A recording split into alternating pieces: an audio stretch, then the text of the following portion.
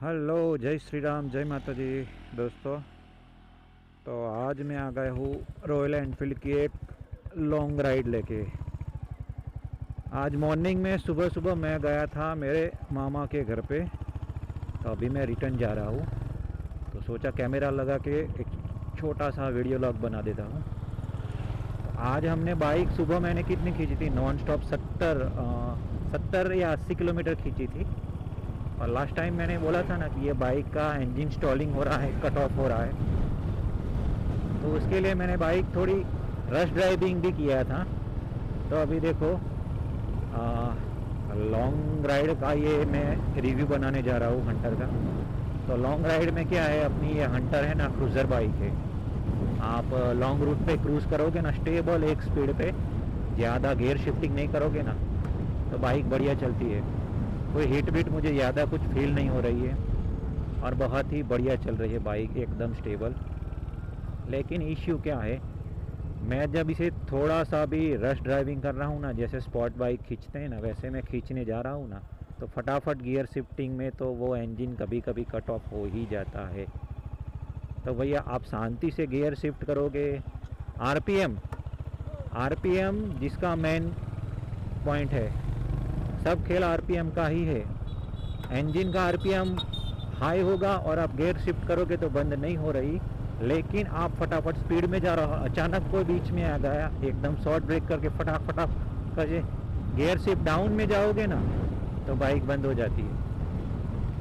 मतलब कि ये बाइक स्पोर्ट की तरह आप इसे यूज़ नहीं कर सकते हो। आप क्रूज़र बाइक की तरह आप इसे यूज़ कर सकते हो। लॉन्ग टूर पे ले जाओ, एकदम क्रूज़ करो स्टेबल स्पीड पे, 80-90 की स्पीड पे एकदम स्टेबल जा रही है। 90 से ऊपर फिर इसका इंजन ये अपने फुट होते हैं ना, वहाँ पे वाइब्रेशन फील होता है।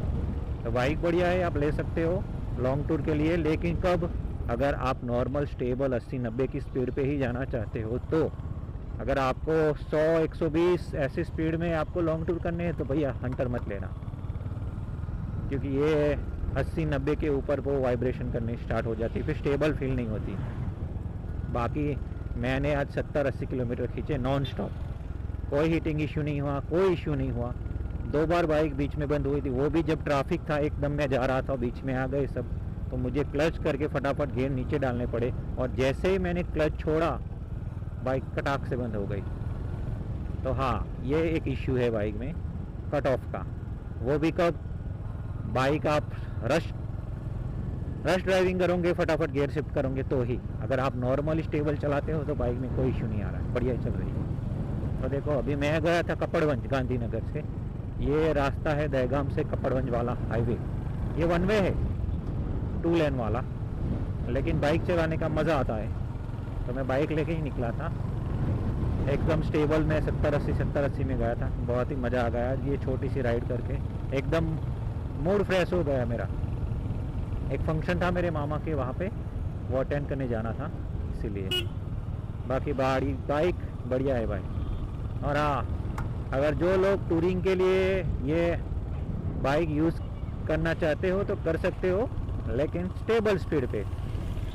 इसको आप ऐसे सोच रहे हो कि 120-130 तो नहीं जाएगा भैया। हाँ, ये भागती है 120 के, लेकिन फिर वो स्टेबिलिटी नहीं है 120 पे इसकी स्टेबिलिटी है 80 की 90 की स्पीड तक। ज़्यादा से ज़्यादा अच्छा रोड होगा ना तो 100 पर भी चला सकते, लेकिन उससे ज़्यादा नहीं, फिर आपको लफड़ा हो जाएगा। तो ये है अपने हंटर का रिव्यू। देखो, ये बाइक मुझे कितना ओन किए हुए 6 महीना हो गया है, ठीक है। ये देखो, मैं गियर अभी तीसरे गियर में डाल रहा हूँ, तो जैसे ही रेस कम कर रहा हूँ ना, तो फटाक से एकदम से रेस ये आरपीएम जल्दी नीचे जा रहा है, इसके इशू वही है इसका। अभी क्या 1900 किलोमीटर अपने चला ली है इसको मैंने। अभी ये देखो, ये बाइक मुझे पड़ी थी 2,11,000 में, टॉप मॉडल है हंटर का, टोक्यो ब्लैक।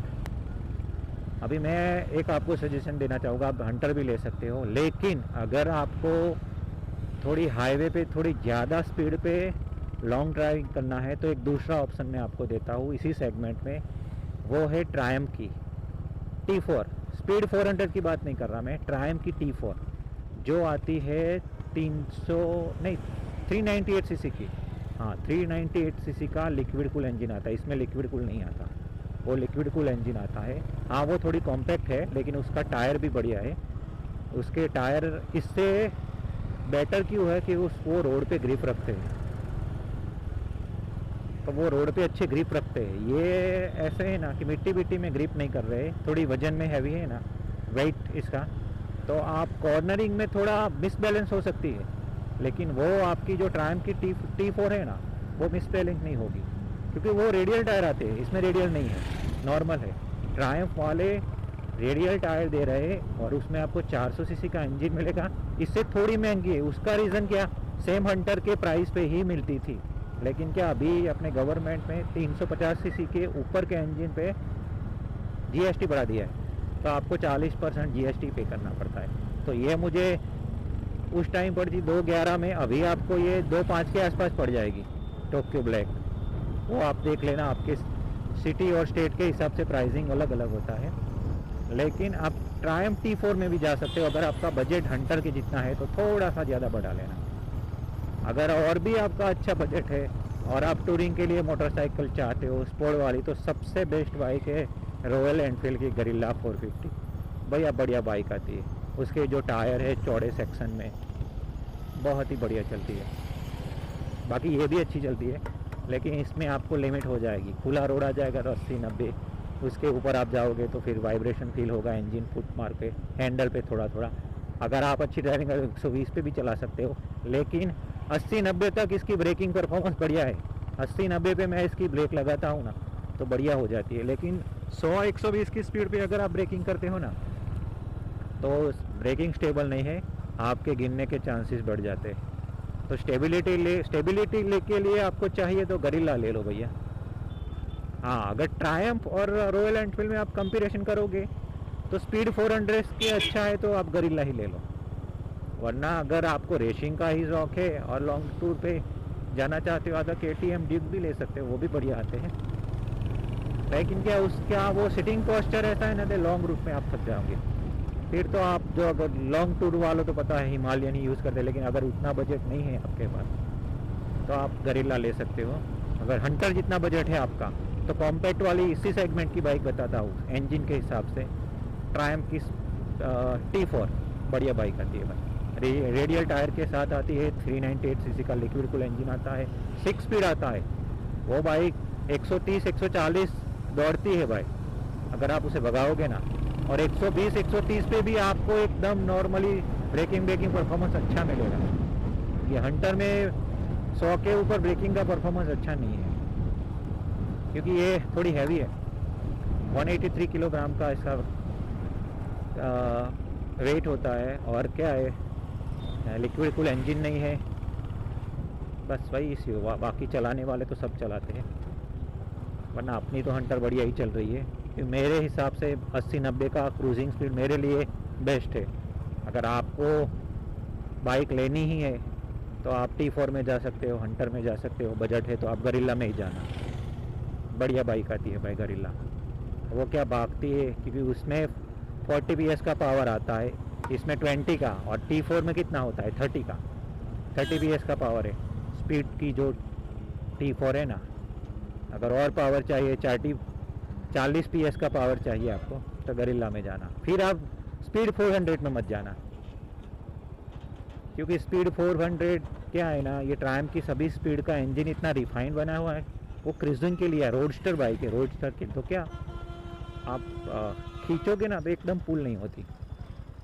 अरे गरिल्ला तो जो निकलती है गोली की तरह निकल जाती है यार। बस आप थ्रॉटल डालो और जो दूसरे गियर में डाल के जो आप इसे पुल करते हो ना, तो ऐसा आपको फील होगा कि वो आपको हेलीकॉप्टर जो है विली हो जाएगी। हाँ जो विली करते हैं ना, ऐसा खिंचाव होता है वो गरिल्ला 450 में। बढ़िया बाइक है भाई। कंपैरिजन के हिसाब से देखेगा ना तो रॉयल एनफील्ड में जो जाना चाहते हैं तो गरिल्ला में जाओ, अगर ट्रायम्फ में जाना चाहते हो और बजट लो है तो मेरी सजेशन यही है कि मेरी तरह आप 80-90 की स्पीड पे जाना चाहते हो, क्रूज करना चाहते हो तो हंटर बढ़िया है, वरना थोड़ा स्पीड में जाना हो तो आप T4 ले लेना, स्पीड का बढ़िया है। अरे भाई निकलने दे मेरे को, ये ट्रक वाला आगे आ गया है, अभी कभी निकलेंगे भाई। ये देखो, ये मैंने तीसरे गियर में खींचा, दूसरे गियर में खींचा, फिर भी ये एकदम से पिकअप पकड़ लेती है दूसरे गियर में, लेकिन गरिल्ला है ना, गरिल्ला, वो फाड़ देती है भाई। लेकिन उसका बजट काफ़ी ज़्यादा है भाई, वो 3 लाख के अब जाती है। अभी तो जीएसटी के हिसाब से तो अभी 3,25,30 हज़ार हो जाएगा आपका। ट्रायम्फ भी इतना में ही पड़ती है, तो ट्रायम्फ के स्पीड 400 से ज़्यादा तो आप गरिल्ला ही ले लेना। अगर आपको नॉर्मल चाहिए, बजट कम है, तो स्पीड T4 में जाओ या मेरी तरह हंटर में जाओ। हाँ, हंटर में कोई इश्यू नहीं है, एक ही इश्यू है, मैंने बोला ना, इसे आप रोडस्टर की तरह क्रूज़ ही कर सकते हो। ज़्यादा खींचोगे ना फटाफट गियर शिफ्टिंग में तो इंजन कट ऑफ हो जाता है, लेकिन वो क्या सेल से स्टार्ट होता है, लेकिन वो थोड़ा एनोइंग लगता है अपने को। अरे भाई मेरे निकलो ना यार, क्या है ये लफड़े सब। हम निकलते हैं, चलो यहाँ से इसको जाने दे पहले। ये देखो, मुझे पहले दूसरे गियर में क्यों डालना पड़ता है, क्योंकि ये बंद हो जाती है इसलिए।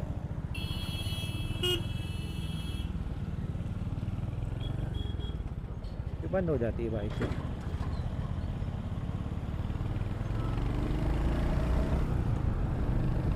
ड्राइवर निकले सब,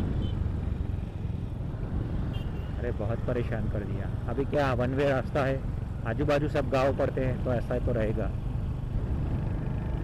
आज हंटर को हमने बहुत खींच दिया। अभी जहाँ मैं वापस जा रहा हूँ तो 70, 140, 150 किलोमीटर खींच लिया एक ही दिन में, बढ़िया जाती है। और हाँ, जो टैपेट नॉइज़ का इशू, इंजन में से जो टैपेट का नॉइज़ आता है ना, वो तो हंटर में आता है, गरिल्ला में भी आता है, स्पीड T400 में भी आता है, सब में आता है भाई। जो हैवी सीसी की इंजन होती है ना, उसमें सब में आता है।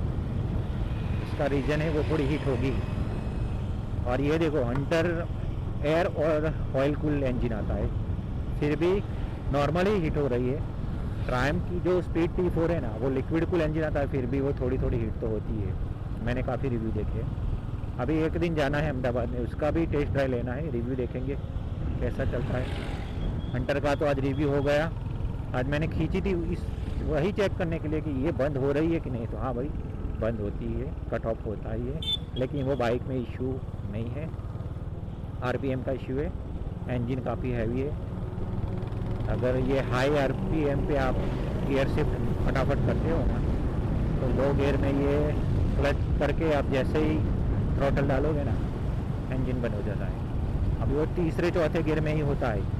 जैसे ही 20 या 40 के स्पीड में चौथा गियर है और आपने फटाफट गियर शिफ्ट किया और क्लच से पुल किया बाइक को छोड़ के, तो बंद हो जाता है। लेकिन ये इशू नहीं है, इंजन का कोई इशू नहीं है। जैसे आप क्रूज़ करो, मैंने आज क्रूज़ किया, बंद नहीं हुआ था, फिर मैंने थोड़ा रश ड्राइविंग किया और देखा तो कट हुआ। तो कंक्लूजन इसका यही है, इसे आप स्पोर्ट बाइक की तरह नहीं यूज़ कर सकते फटाफट। इसे आप क्रूज़ ही करना, नॉर्मल एकदम आराम से कोई आता है तो क्लच करो, धीरे धीरे गियर शिफ्ट करो, फटाफट मत करो। फटाफट गियर शिफ्ट करोगे तो इंजन स्टॉलिंग हो जाएगा, कट ऑफ हो जाएगा, बंद ही पड़ जाती है। वरना ये देखो, क्रूजिंग में तो ये अभी 60-65 जा रही है, ये अभी टॉप 5वें गियर में है, बढ़िया जाती है, हैंडलिंग भी बढ़िया है।